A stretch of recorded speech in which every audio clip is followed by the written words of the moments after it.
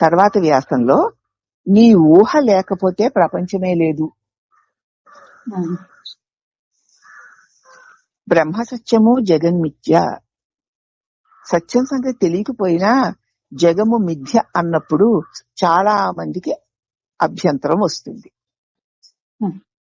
బ్రహ్మ సత్యము అన్న విషయాన్ని పట్టించుకోరు. జగం మిథ్య అనేసరికి జగత్ ఎలా మిథ్య అవుతుందండి? ఇంత స్పష్టంగా ఇంటిలా ఉండగా, దాంతో మాకు ఇంత సంబంధ బాంధవ్యాలు ఉండగా, వాటితో ఇంద్రియాలతో ఇన్నిన్ని విషయాలు అనుభవిస్తూ ఉండగా ఇది మిథ్య అని ఎలా అవుతుంది అని అభ్యంతరం లేవదీస్తారు.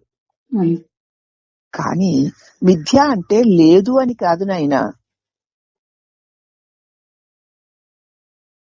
ఉన్నవాడికి ఉన్నట్టు, లేనివాడికి లేనట్టు వారి వారి దృష్టికి అనేక రకాలుగా గోచరిస్తూ ఉంటుందంతే.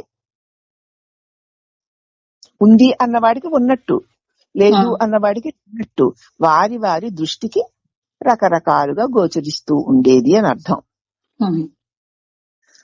మనిషికి దైవాభిలాష ఉండి సత్యాన్వేషణకే తన జీవితాన్ని అంకితం చేసుకుంటే, నీకు నిజంగా దైవం మీద నిజమైన అభిలాష ఉండి సత్యాన్వేషణకే నీ జీవితాన్ని గనుక నువ్వు అంకితం చేసుకుని ఉంటే, ప్రాణికి అవసరమైన తిండి, బట్ట, వసతి అందరికీ లభింపచేయగలిగి ఉంది ఈ ప్రపంచం.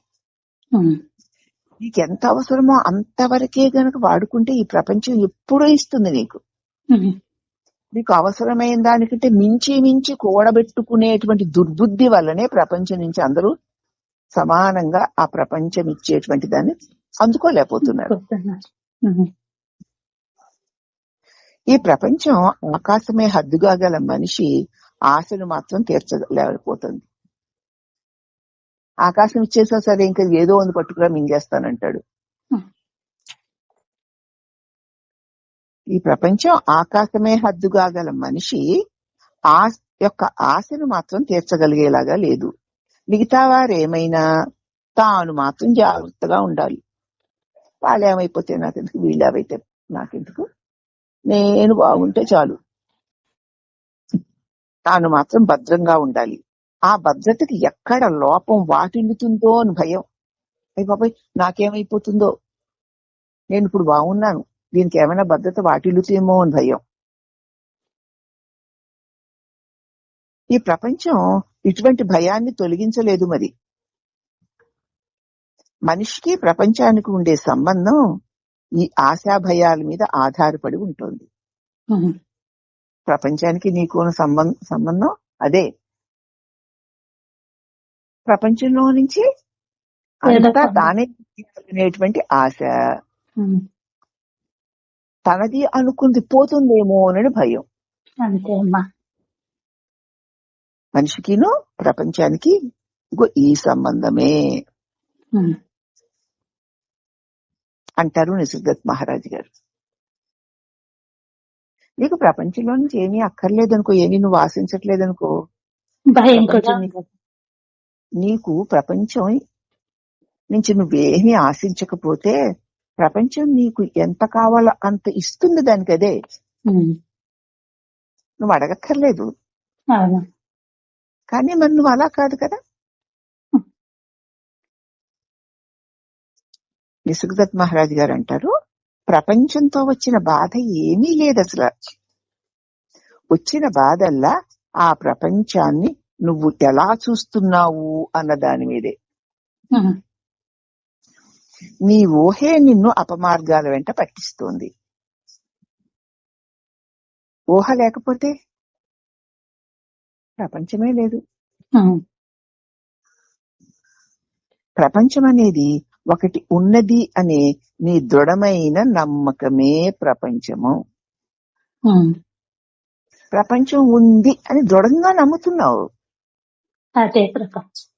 అదే ప్రపంచంగా నీకు కనిపిస్తోంది. నువ్వు చూస్తున్న ఈ ప్రపంచం చైతన్యంతో నిర్మితమై ఉంది. భౌతిక పదార్థం అని నువ్వు పేరు పెట్టుకున్నది ఆ చైతన్యానికే. చైతన్యం అంటే శక్తి. ఈ ప్రపంచమంతా శక్తిమయమై ఉంది. ప్రస్తుతానికి భౌతికంగా స్థూలంగా ఉన్న పదార్థము అని నువ్వు పేరు పెట్టుకున్నావు, కానీ అదంతా చైతన్య శక్తితోటే నిండి ఉంది. అది నీవు అనే ఆకాశంలో కదలాడుతోంది.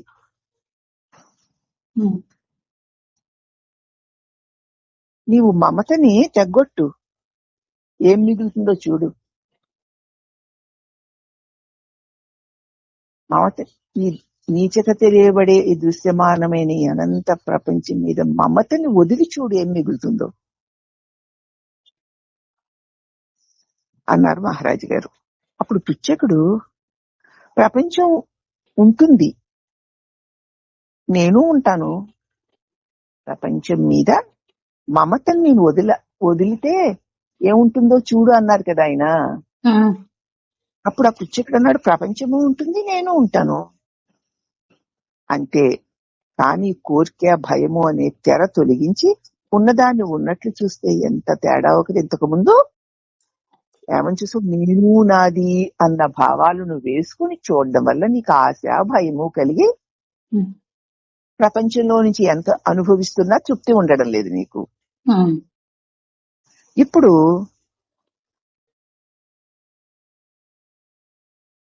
మమత, ఆ ప్రపంచం మీద మమత అనేటువంటి దాన్ని తెగొట్టు, మిగులుతుంది ప్రపంచం ఉంటుంది, నేను ఉంటుంది, అవును కదా, కానీ ప్రపంచము ఉంటుంది, నువ్వు ఉంటావు, కానీ కోరిక భయము పోతాయి. ఉన్నది ఉన్నట్లు చూస్తే ఎంత తేడా వచ్చేసావా.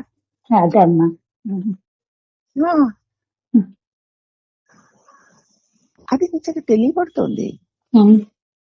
ఒకవేళ ప్రపంచంలో నువ్వు ఉంటే ప్రపంచం నీకు ఏది ఇవ్వాలో దాన్ని అదే ఇస్తుంది. ఇచ్చిన దానితో నువ్వు ఆనందంగా జీవించచ్చు, కానీ నీలో జన్మ వాసనల వల్ల కలిగిన ఆశ మోహము ప్రకృతి నీకు ఇచ్చిన దానితో తృప్తి పడక ప్రకృతినంతా దోచేసుకుందాము అనేటువంటి మితిమీరిపోయిన ఆశ, పైగా నాది అన్నది పోతుందేమో అన్న భయంతో దుర్భరంగా బ్రతుకుతున్నావు. కానీ నువ్వు ఈ ఆశ ఈ భయము ఎందుకు కలుగుతున్నాయో చూస్తే ప్రపంచం అంటే ప్రకృతి నీకు ఇచ్చిన దానితో నువ్వు తృప్తిగా ఉండలేకపోతున్నావు గనక, నీకు ఎందుకు ఉండలేకపోతే గతపు వాసనలు నిన్ను ప్రేరేపించి ఇది కావాలి అది కావాలని ప్రపంచ విషయాల్లోకి నెట్టేస్తున్నాయి గనక. కానీ నువ్వు సత్యాన్ని గ్రహించి ప్రపంచం నుంచి నువ్వేది ఆశించకుండా గనక ఉంటే ఎంత ప్రశాంతంగా ఉంటావో చూసుకో. అప్పుడు నువ్వు ఈ ప్రపంచమంతా నువ్వు ఒక భౌతిక దృశ్యాలుగా చూస్తున్నావు, గాని అదంతా కూడా చైతన్యమయం శక్తిమయంగా ఉంది. నీకు దృశ్యంగా కదా ఇటువంటి భౌతిక దృశ్యంగా స్థూల దృశ్యంగా కనిపిస్తున్న ఈ ప్రపంచం అంతా శక్తిమయంగా ఉంది, అంత చైతన్యంతో నిండిపోయి ఉంది. ఎక్కడ చూసినా ప్రతి వస్తువులో ప్రతి ప్రాణిలో ఆ అఖండ చైతన్య శక్తి నిండి ఉంది అన్న సంగతి నువ్వు గుర్తిస్తావు. అప్పుడు నువ్వు ఆకాశంలోనే నీవు ఆకాశంలోనే కదలాడుతున్నట్లు ఉంటుంది.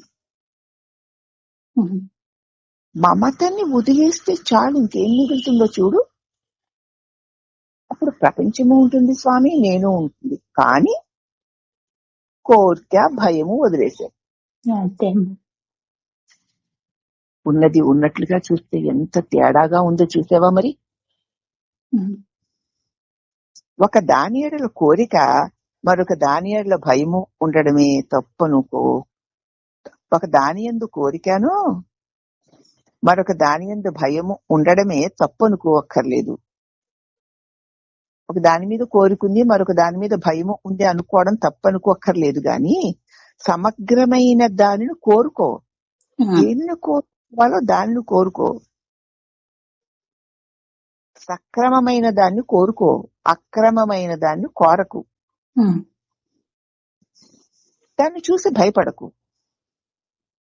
అలా కాకుండా మనుషులు ఏది అక్రమమో దాన్ని కోరుకుంటారు. దానికి తనకి ఇవ్వబడిన దానితో సంతోషపడకుండా తనది ఇవ్వని దానిని, తనకు లేని దానిని ఎలాగోలాగా సంపాదించేయాలి, పొందేయాలి, దాచేసుకోవాలి, మూత పెట్టుకోవాలి అనుకోవడమే అక్రమం.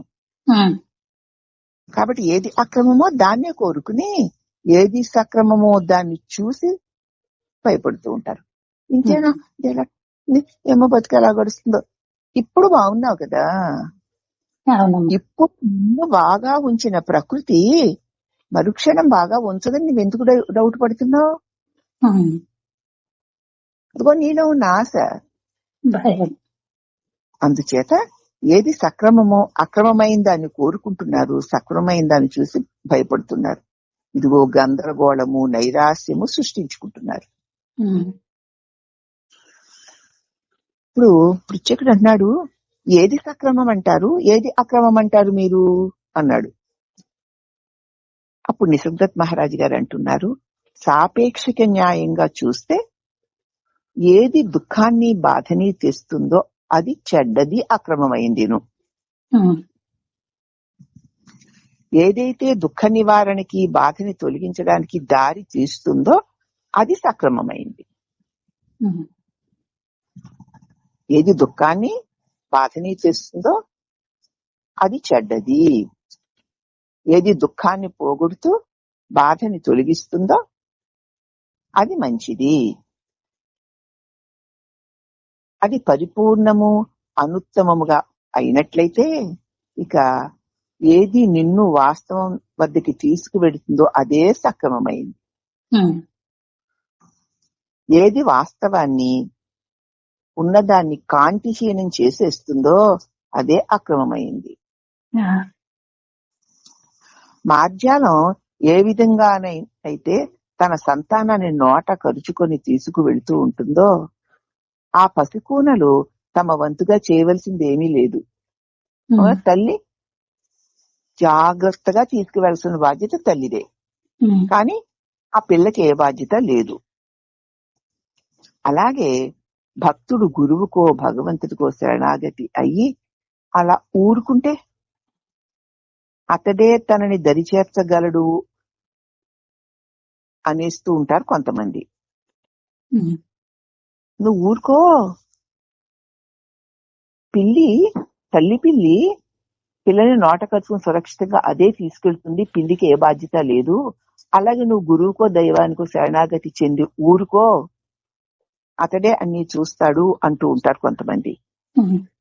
ఇలాంటి వారికి శరణాగతి అంటే ఏమిటో సరిగ్గా తెలియదు. ఆధ్యాత్మికంగా తమ స్వామృతనాన్ని సమర్థించుకుంటూ ఉండడానికి ఈ మాటలు చెప్తూ ఉంటారు. ఈరోజు రమణ భాషణంలో శరణాగతికిను విచారణకి ఉన్నటువంటి భేదాన్ని ఎంత స్పష్టంగా చెప్పారు చూడు. అవునమ్మా, అదే ఇది. ఆధ్యాత్మికంగా స్వామృతనాన్ని సమర్థించుకుంటూ ఉండడానికి ఈ మాటలు చెప్తారు. నువ్వేం చెయ్యక్కర్లా. తల్లి పిల్లి పిల్ల పిల్లిని నిర్భయంగా చేరుస్తున్నట్టు గురువే లేకపోతే దైవమో నిన్ను కడతీర్చేస్తాడు, నువ్వేమీ చెయ్యక్కర్లా అన్న మాటలను పట్టుకుంటారు. ఎందుకంటే తమ స్వామితనాన్ని సమర్థించుకోవడానికి. సత్సంగానికి చాలా ప్రభావం ఉంటుందన్న మాట నిజమే. అయినప్పటికీ గురువు చెప్తున్న మాటలతోటి, జరుగుతున్న సంభాషణలతోటి తాను కూడా హృదయపూర్వకంగా ఏకమై ఆయనతో జతగా చేరాలి కదా. చేరాలని సత్సంగానికి చాలా ప్రభావం ఉంది, అది నిజమే. కానీ గురువు చెప్తున్న మాటలతోటి, జరుగుతున్న సంభాషణలతోటి తాను కూడా హృదయపూర్వకంగా ఏకమై ఆయనతో పాటుగా ఆ సంభాషణలో తాను పాల్గొవాలి కదా. అప్పుడు సాధకుని చైతన్యంలో చాలా కృషి జరుగుతుంది. విషయం నువ్వు చక్కగా సమగ్రంగా అర్థం చేసుకుని నీ లోపాన్ని నువ్వు గుర్తించి నిన్ను నువ్వు తీర్చిదిద్దుకునే కృషి మొదలవుతుంది. అవునమ్మా. చెప్పారు, ఎంత బాగా చెప్పారు, ఎంత బాగుందో. విన్నాం విన్నాం, అదే అదే. ఏమిటిది అదే వినడం? కాదమ్మా. అలాగే వింటే ఎన్ని కోటి సత్సంగాలు విన్నా సరే అవి ఓటుకుండలే. అంతే. శారీరక శ్రమ కంటే కూడా ఈ సత్సంగంలో, ఈ సత్సంభాషణ వినడంలో మానసిక శ్రమ మరింత కష్టమైంది. మనసును ఏకాగ్రపరిచి అన్ని విషయాల మీదకి వెళ్లకుండా చెప్తున్న విషయం మీద ఆసక్తితో, అనురక్తితో, ఏకాగ్ర చిత్తంతో దాని లోతుల్లోకి వెళ్ళడానికి నీ మనసుని ఏకీకృతం చేయడం కష్టం. ఊరికే దిక్కులు చూస్తూ, అటు చూస్తూ ఇటు చూస్తూ ఏదో పని చేస్తూ తినడం తేలికే. ఎందుకంటే నువ్వు దాన్ని ఆచరించవు కాబట్టి. ఈ గ్రహింపుతోనే సత్సంగాన్ని వినాలి. ఎంత బాగుందో అనడానికి కాదు. అప్పుడు కృష్ణుడు అంటున్నాడు, సత్సంగము దానంతటా అదే మనిషిని విముక్త పరుస్తుంది అని నాకెవరో చెప్పారు. సత్సంగంలోకి నువ్వు వెళ్ళంటే అక్కడ కూర్చో, అది దానంతటికే అదే మనిషిని విముక్త పరుస్తుందని నాకు ఒకరు చెప్పారు. నది ఏ విధంగానైతే మనిషిని నదీ ముఖద్వారం వద్దకి తీసుకువెళుతుందో అదే విధంగా మంచివారి నిశ్శబ్దం సూక్ష్మ ప్రభావం నన్ను వాస్తవం వద్దకి చేరుస్తుంది అని కూడా అన్నారు. నువ్వు నదిలో నావ వేసుకుని వెళుతున్నావు, ఆ నది వాలుకి వెళుతుందో ఆ వాలుకి వెళ్ళిపోయి అది దేనిలో కలిసిపోతుందో అక్కడికి నేను తీసుకెళ్లిపోతుంది. అలాగే నువ్వు మంచివారి యొక్క సాంగత్యంలో ఆ నిశ్శబ్దము యొక్క సూక్ష్మ ప్రభావం నన్ను వాస్తవద్వికి చేరుస్తుంది అని చెప్పి నాకు వారు చెప్పారు. నేనేం చెయ్యక్కర్లేదట, అలా కూర్చుంటే చాలట. వారి నిశ్శబ్దమైన సూక్ష్మ ప్రభావం నన్ను నా మూలంలోకి చేరుస్తుంది అని చెప్పారు అన్నాడు అతను. అప్పుడు నిశ్శబ్దత్ గారు, నిన్ను అది నది వద్దకి తీసుకొని పోతుంది అన్న మాట నిజమే, కానీ నదిని దాటవలసింది నువ్వే కదా.